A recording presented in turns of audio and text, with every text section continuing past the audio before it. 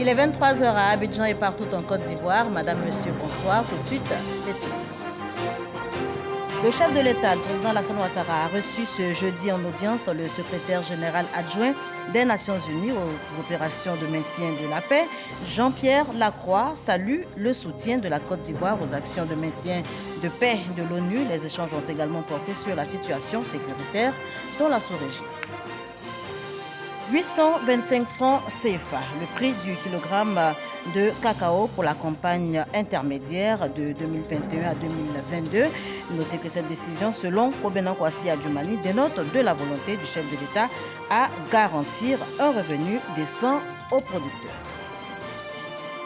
L'indépendance de la société civile face aux partis politiques. On en parle également dans cette édition. La société civile, si elle pense jouer pleinement son rôle de défenseur de la société, se voit bien souvent taxée d'être à la solde des partis politiques. Qu'en est-il réellement? Élément de réponse dans le dossier que nous propose ce soir Sidonie David. Mais avant, je vous le disais tantôt, le chef de l'État, le président Alassane Ouattara, a reçu ce jeudi en audience le secrétaire général adjoint des Nations Unies aux opérations de maintien de la paix. Jean-Pierre Lacroix salue le soutien de la Côte d'Ivoire aux actions de maintien de paix de l'ONU. Les échanges entre le chef de l'État et son hôte ont également porté sur l'évolution de la situation sécuritaire au Mali et dans la sous-région. C'est ce que nous rapporte Viviane Aïma. Devant le courage et la bravoure dont a fait montre le premier contingent de casques bleus ivoiriens envoyé par le gouvernement pour participer aux opérations de maintien de la paix des Nations Unies au Mali, la MINUSMA, ce jeudi 31 mars, le secrétaire général adjoint des Nations Unies aux opérations de maintien de la paix, Jean-Pierre Lacroix, dans un entretien que lui a accordé le président de la République Alassane Ouattara au palais présidentiel, a sollicité le déploiement à nouveau d'un contingent de casques bleus ivoiriens au sein de l'opération de maintien de la paix des Nations Unies en Centrafrique. Nous avons évoqué la situation au Mali et les efforts en cours en ce qui concerne notamment le volet politique, les discussions en cours sur la transition, les efforts pour encourager un accord sur ce point, efforts que les Nations Unies soutiennent. Nous avons également évoqué l'évolution de la situation sécuritaire et la manière dont nous pouvons ensemble aider le Mali et toute la région à faire face à ces défis sécuritaires qui restent très préoccupants. Et à cet égard, nous avons parlé du rôle de la MINUSMA. La MINUSMA continue de travailler activement au service des populations, au service du Mali et de la sécurité dans ce pays et dans la région. J'ai dit au président de la République à quel point nous apprécions le service des soldats ivoiriens à la MINUSMA. En ce qui concerne la Centrafrique, nous avons également parlé de la situation dans ce pays et des discussions que nous avons en ce moment avec les autorités ivoiriennes pour un éventuel déploiement d'une unité, d'une compagnie de réaction rapide ivoirienne au sein de l'opération que nous avons en République centrafricaine, la MINUSCA. Donc ces discussions sont en cours. Nous souhaitons qu'elles puissent rapidement se concrétiser. Nous allons poursuivre ces discussions dans les jours à venir et dans les semaines à venir. Mais en tout cas, nous sommes très positifs quant à cette perspective. Longtemps absente des opérations de maintien de la paix de l'ONU en Afrique et dans le monde, la Côte d'Ivoire est devenue depuis 2017 le 23e pays contributeur. Dans le cadre de la MINUSMA, ce sont près de 1000 casques bleus ivoiriens qui ont été déployés au Mali, dont un bataillon militaire de 650 soldats. 4 casques bleus ivoiriens ont été tués dans une attaque des groupes armés terroristes le 13 janvier 2021. Voilà, agenda chargé pour le président de la République, Alassane Ouattara, qui également a pris part ce matin à la levée de corps de la génitrice du ministre Ali Koulibaly. Adja Fatmata Fofana rappelait à Dieu le 20 mars dernier, cérémonie marquée par des prières pour le repos de l'âme de la défunte. C'était à la mosquée de la Riviera Golf. On y retourne tout de suite avec Abou Sanogo. Grande mosquée de la Riviera Golf dans la commune de Cocody. Cérémonie de levée du corps de Adja Fatoumata Fofana, génitrice du ministre Ali Koulibaly, conseiller spécial du président de la République. Une cérémonie en présence du chef de l'État Alassane Ouattara, qui a tenu à lui apporter soutien et compassion en cette période douloureuse. Cérémonie marquée par des prières formulées par les imams du Conseil supérieur des imams, des mosquées et des affaires religieuses pour le repos de l'âme de la défunte. Rappelé à Dieu le dimanche 20 mars dernier, Adja Fatoumata Fofana sera inhumée à Niéméné, dans le département de Dabakala. Et cette bien meilleure nouvelle, 825 francs CFA, le prix du kilogramme de cacao pour la campagne intermédiaire qui court d'avril 2021 à septembre 2022. Le prix reste donc inchangé. Information donnée ce jeudi par le ministre de l'Agriculture, du Développement rural. Cette décision, selon Kobenan Kwasi Adjumani, dénote de la volonté du chef de l'État de garantir un revenu décent aux producteurs. Une décision évidemment applaudie, c'est ce que nous dit Jean-Luc Mambo. Le prix du cacao pour la campagne intermédiaire 2021-2022 est fixé à 825 francs de kilogramme. Une annonce et un tonnerre d'applaudissements. 825 francs CFA le kilogramme de cacao, comme lors de la campagne principale. Ainsi en a décidé le gouvernement pour la campagne intermédiaire, c'est-à-dire la période allant d'avril à septembre 2022. Comparé à l'année dernière à la même période, il s'agit d'une hausse de 10%. Le prix pour la campagne intermédiaire avait été fixé à 750 francs CFA. Une réévaluation qui ravit les cacaoculteurs. Tout le monde s'attendait à 750 francs le kilo. Et à notre grande surprise, le chef de l'État annonce que le prix de la grande campagne serait reconduit. Pour le ministre Kobenan Kwasi Adjumani, ce prix traduit surtout la volonté du chef de l'État de garantir un revenu décent aux producteurs de cacao. Le président de la République a toujours été soucieux du bien-être des producteurs de café cacao. Et c'est pour cela que chaque fois, quand l'occasion lui est donnée, il fait des efforts de sacrifices supplémentaires pour soutenir les producteurs de café et de cacao. Un sacrifice qui a tout de même un coût financier important. Nous sommes à 68% du prix CAF. C'est un effort considérable qui s'évalue à 60 milliards de francs CFA en considérant les 12 milliards de francs CFA déjà mis à la disposition des producteurs par le gouvernement pour juguler les difficultés engendrées par la pandémie à Covid-19. Le ministre a salué les performances de la filière qui continue de maintenir la Côte d'Ivoire au premier rang des producteurs de cacao. Le pays s'est également engagé sur les chantiers de la traçabilité de son cacao en vue de sécuriser de façon durable l'économie cacaoyère. Le prix du pain, lui, également reste stable. Il est de 150 francs CFA pour la baguette de 174 grammes et de 200 francs pour celle de 232 grammes, comme annoncé hier en Conseil des ministres. Vous le savez certainement, le gouvernement a pris des mesures face donc à la hausse des coûts du blé. Qu'en est-il sur le terrain au lendemain donc de cette décision? Constat avec Khalil Diomandé et Issaïo. Désormais, le prix du pain sur l'ensemble du territoire est fixé à 150 francs CFA pour la baguette standard de 174 grammes et à 200 francs CFA pour la baguette améliorée de 232 grammes.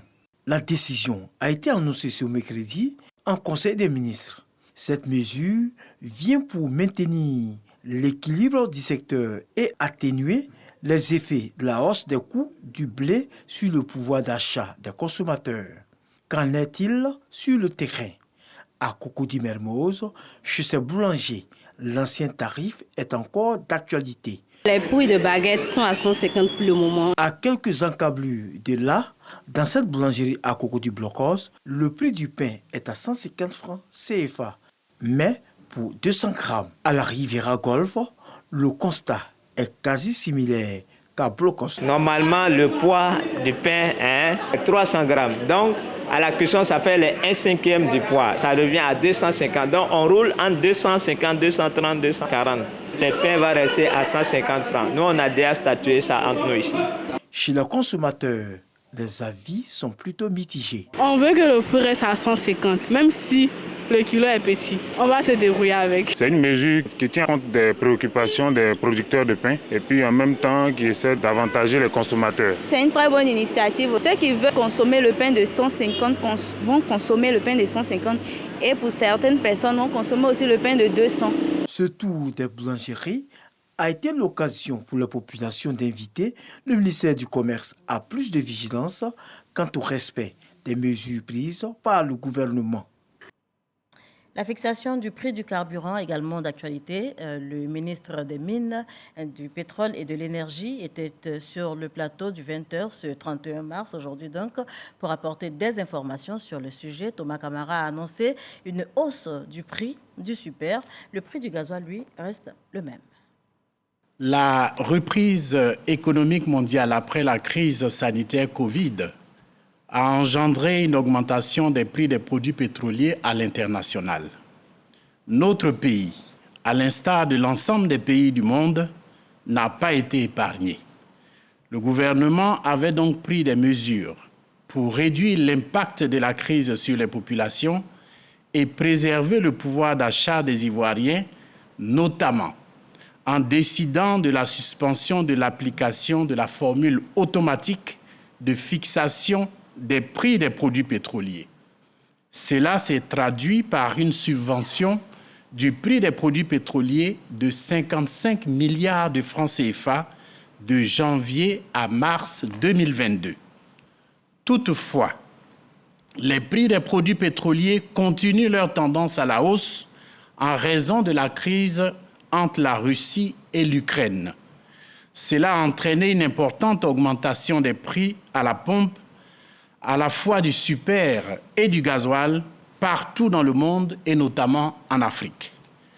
Compte tenu de cette situation et pour garantir un approvisionnement adéquat de notre pays en produits pétroliers, tout en préservant les couches les plus vulnérables, le gouvernement a décidé de procéder à une augmentation du prix du super, qui passera de 635 francs le litre à 695 francs CFA le litre, soit une hausse de 60 francs CFA par litre, à compter du 1er avril 2022.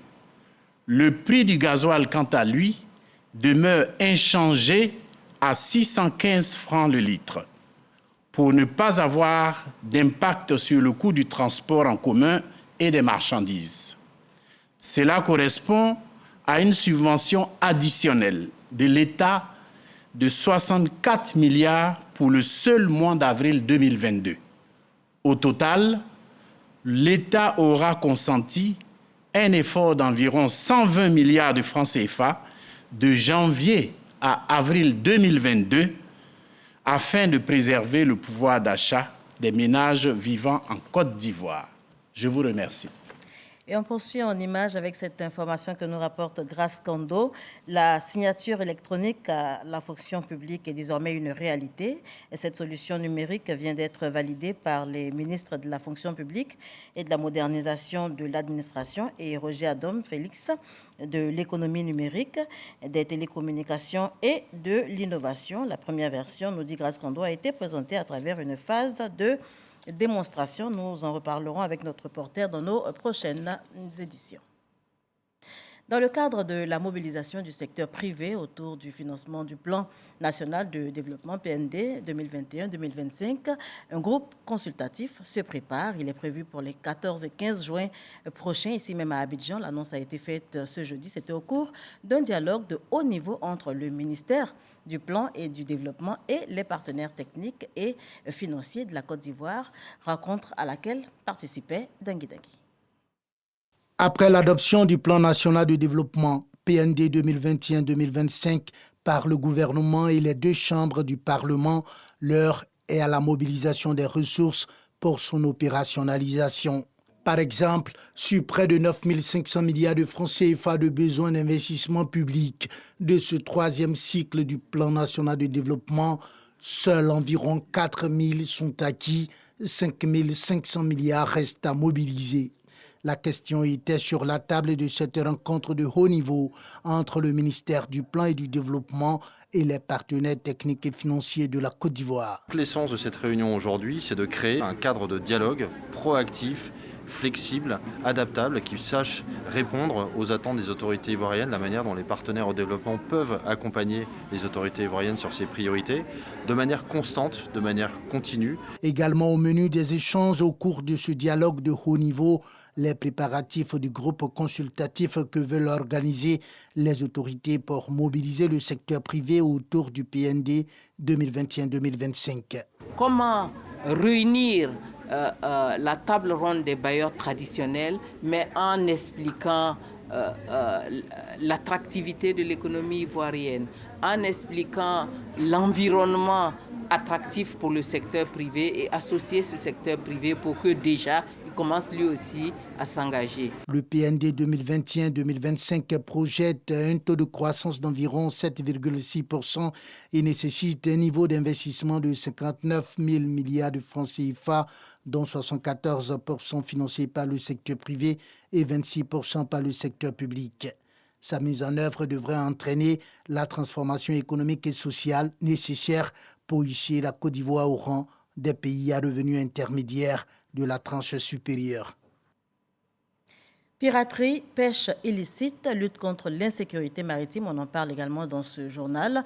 Pour plus d'efficacité dans la zone ouest africaine, eh bien, les chefs d'État de la CEDEAO ont mis en place le CRESMO. Le CRESMO, c'est le Centre régional de sécurité maritime de l'Afrique de l'Ouest, créé donc en juillet 2018. Le siège de cet outil, qui devrait permettre de mieux élaborer les stratégies communes en matière de lutte contre les menaces maritimes, a été inauguré aujourd'hui même.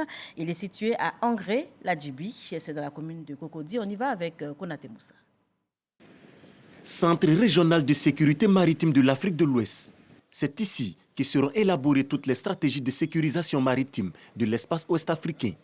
L'édifice, situé à Angré Djibi dans la commune de Cocody, est mis en service en présence de plusieurs autorités de la CEDEAO, de l'armée et du gouvernement. La conférence des chefs d'État et de gouvernement de la CEDEAO a octroyé le siège du CRESMAO à la Côte d'Ivoire, un pays membre capable, avec des ambitions de développement affichées, remarquables. C'est le lieu donc de remercier le gouvernement de Côte d'Ivoire d'avoir accepté de prendre la charge de ce siège.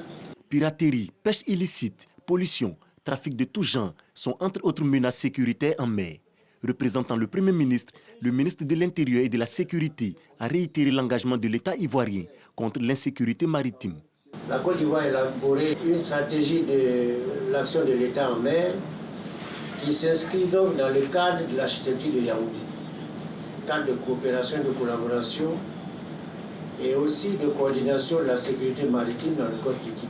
Cette stratégie, mise en œuvre sous l'autorité de son Excellence, Monsieur le Premier ministre, a permis la montée en puissance de la flotte navale ivoirienne, la réduction de l'insécurité maritime et la mise en place du CRESMAO.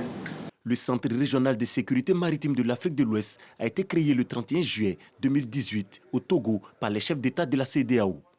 Inauguré ces jours, le centre est dirigé par le contre-amiral Istafanus Moizo Albara, officier de la marine nigériane. Et on sera à Nancy en France pour s'intéresser à présent à l'école de la deuxième chance. On y va à la faveur de la visite en France du ministre de l'Enseignement technique et de la formation professionnelle, Kofi Nguessan, qui conduit donc en France une mission d'études. Il y a fait un tour histoire de s'imprégner du fonctionnement de cet établissement scolaire. C'est une école qui donne aux jeunes sortis du système éducatif sans qualification et en quête d'emploi la chance d'une intégration sociale et professionnelle. C'est ce que nous dit notre envoyé spécial, Hugues Vublé. L'apprentissage a été le point central du deuxième jour de la mission d'imprégnation du ministre Kofi Nguessan à Nancy. Dans la région du Grand Est français existe depuis de nombreuses années l'école de la deuxième chance EDC. Basée sur l'insertion professionnelle, elle reçoit des jeunes de 15 à 25 ans, leur fait découvrir un métier leur redonne des compétences, les aide à faire face aux problèmes financiers, de santé, de logement et autres freins sociaux qui les empêchent d'accéder à l'emploi. J'ai passé un stage, ils m'ont accepté et j'ai signé un CDI et maintenant je travaille maintenance, la réparation, démontage, programmation.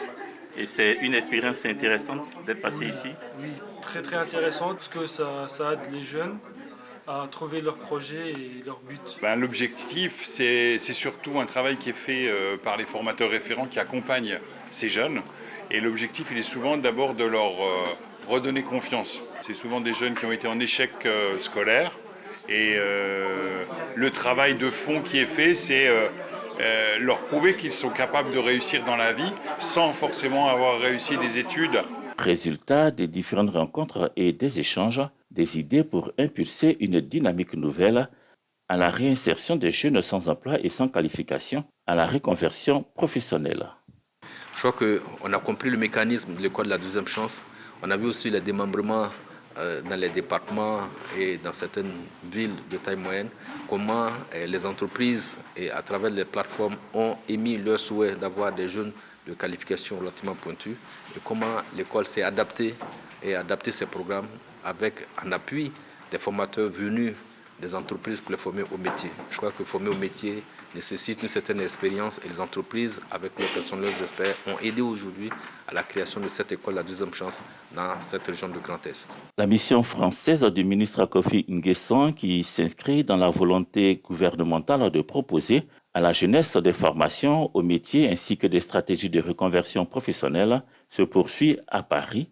Sont prévues des consultations avec les hauts responsables du dispositif pour le déploiement en Côte d'Ivoire de l'école de la deuxième chance. Hugues Veblé, envoyé spécial à Paris. La conférence inaugurale des Africa Road Builders, couronnée par le trophée Babacar Ndiaye, du meilleur bâtisseur d'infrastructures routières, s'est déroulée aujourd'hui à Abuja, au Nigeria. Le président nigérian Muhammadu Buhari a été désigné super prix. Notez que le lauréat recevra son trophée donc en mai prochain, ce sera au Ghana. Nassine Bakayoko, envoyé spécial à Abuja. Sa forte population, plus de 200 millions d'habitants, et sa production pétrolière, 3 millions de barils par jour, ont fait la puissance du Nigeria. Mais le géant du continent a aussi construit des infrastructures, notamment routières. Aujourd'hui, le Nigeria compte 200 000 km de routes, dont au moins 60 000 revêtues de bitume. Catalyseur de ce réseau routier dense et moderne, le président Muhammadu Buhari, distingué lauréat du trophée Babacar Ndiaye. Ce prix, qui porte le nom de l'ancien président de la Banque africaine de développement, tout un symbole. Il s'agit d'interpeller donc les chefs d'État et nos États, nos nations, afin que l'Afrique soit dotée de routes et de transports, viables, développés pour les populations. Donc c'est une interpellation que nous faisons sous forme de récompense pour montrer les bons exemples du moment à tout le reste. Grâce à ce développement des infrastructures routières, le Nigeria a gagné 2,7% de croissance à 555 milliards de dollars en 2022. La stratégie du Nigeria, une synergie permanente entre le secteur privé et l'administration. En 2021, 12 projets autoroutiers ont été concédés au privé en vue de dynamiser davantage l'économie routière, notamment par l'introduction de péages destinés à lever des fonds. In the economic and social development of any country. Notre gouvernement a décidé de mettre l'accent sur les infrastructures routières, sur les liaisons entre notre pays et les autres pays voisins. Par exemple, la liaison entre Lagos et Abidjan. Ce sont des projets qui nous tiennent à cœur.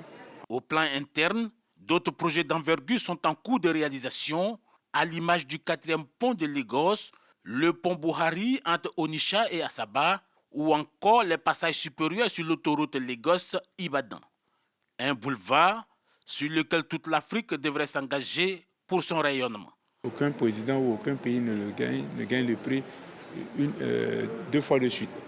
C'est un prix qui est tournant et donc nous félicitons, mais derrière et au-delà des félicitations, c'est de dire vous avez bien fait, mais nous attendons mieux de vous. C'est aux prochaines assemblées annuelles de la Banque africaine de développement que le prix sera remis au lauréat, le président Mohamedou Bouhari, à Accra, au Ghana.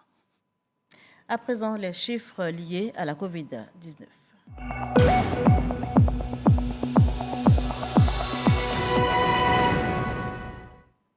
19 nouveaux cas, 4 guéris, 0 décès. Ce sont les chiffres du jour enregistrés donc par le ministère de la Santé, de l'Hygiène publique et de la couverture maladie universelle. Continuons de respecter les mesures barrières et surtout, faisons-nous vacciner.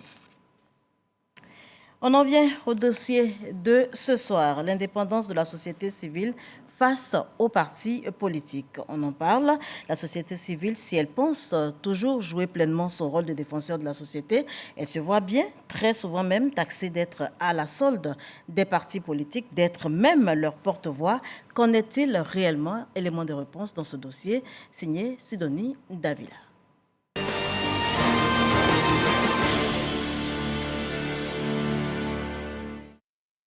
C'est en 1990 que le concept de la société civile naît dans la plupart des pays africains. En Côte d'Ivoire, c'est à l'orée du multipartisme que la société civile s'est fortement développée en termes d'influence et de capacité d'intervention. À certains moments donnés de la vie de notre pays, il y a des organisations qui sont mobilisées, qui ont permis de changer les choses. Vous vous souvenez de 1992 lorsque le professeur Denis Segui et nos illustres anciens se sont mobilisés pour que la Côte d'Ivoire puisse avoir le multipartisme, vous comprenez que ça a été aussi un moment fort de l'histoire de la Côte d'Ivoire. Et là, il y avait des organisations civiles telles que la Ligue ivoirienne des droits de l'homme. La société civile, de façon générale, se définit comme étant ce qui n'est pas la société politique. Donc lorsqu'on retire la société politique, tout ce qui reste est considéré comme société civile. Mais il y a eu dans l'évolution l'apparition d'une nouvelle variante de la société civile qui est incarnée par les ONG. Cette réalité-là est relativement jeune. Défenseurs des droits de l'homme, ONG, syndicats, associations ou organisations, quel que soit le nom qu'ils se donnent, les acteurs de la société civile partagent tous un même idéal. Par essence même, la société civile est différente des partis politiques. Parce que les partis politiques sont les régulateurs, alors qu'une société civile se veut l'interface entre les populations, la base et l'État. La société civile a une mission de contre-pouvoir pour veiller à ce que celui qui est au pouvoir n'abuse pas du pouvoir. Faire connaître et mieux représenter les intérêts des citoyens auprès de l'État, c'est le rôle des structures de la société civile. Dans l'exécution de sa mission, son indépendance doit être préservée. Une indépendance qui est souvent pointée du doigt par les populations. Il y a certaines organisations, malheureusement, qui sont de connivence avec certaines chapelles politiques qui, à la fin de l'année, font des rapports qui font la part belle à certaines obédiences politiques. Elle ne joue pas le rôle, n'est-ce pas, qu'elle devrait jouer, parce que quand on voit en Europe, ce sont ces organisations-là, n'est-ce pas, qui obligent nos dirigeants de pouvoir regarder le peuple comme il se doit. Mais quand on voit un peu tout ce qui se passe, on a l'impression même que c'est des clubs d'amis. De plus en plus, on constate des violences faites aux enfants, la maltraitance sur les enfants, la maltraitance même sur les femmes qui souffrent en silence et tout ça. Alors, on ne voit pas le rôle véritable des ONG. Il faut le reconnaître, ils sont beaucoup influencés par les politiques politiques. Accusés à tort ou à raison de faire le jeu des pouvoirs publics, la société civile s'en défend. Il peut arriver qu'un parti politique et une organisation de la société civile aboutissent au même résultat dans une analyse. Mais ça ne veut pas pour autant dire que ces deux entités-là font le même travail. Dans les missions et dans les objets, naturellement, il peut arriver des moments où il y a une sorte de collision. Société civile et partis politiques, pour l'un comme pour l'autre, c'est un engagement commun qui les lie, à savoir le bien-être des populations. Je retiens que C'est peut-être les gens qui veulent discréditer la société civile et qui pensent qu'elle est manipulable. Mais il faut voir la justesse des problèmes que la société civile pose. Si vous avez un projet de loi à l'Assemblée nationale, la société civile, une organisation de la société civile peut avoir un avis à donner. Mais évidemment, l'organisation ne sera pas entendue par l'hémicycle ou par le Sénat. Donc, dans ce cas, l'organisation approche un parti politique qui est un groupe parlementaire ou un député tout simplement pour porter sa voix.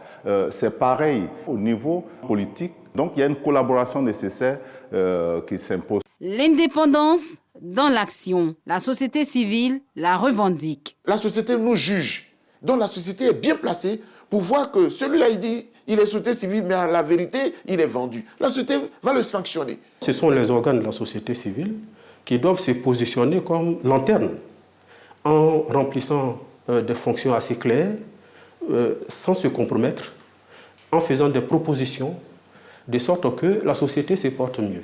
Pour la force qu'elle représente, la société civile est encouragée à œuvrer pour la cohésion sociale.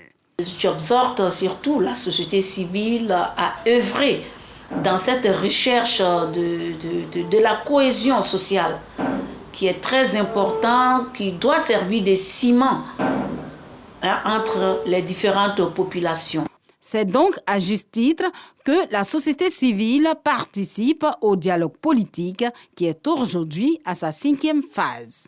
Ce dialogue politique signifie simplement que la Côte d'Ivoire est un pays de dialogue.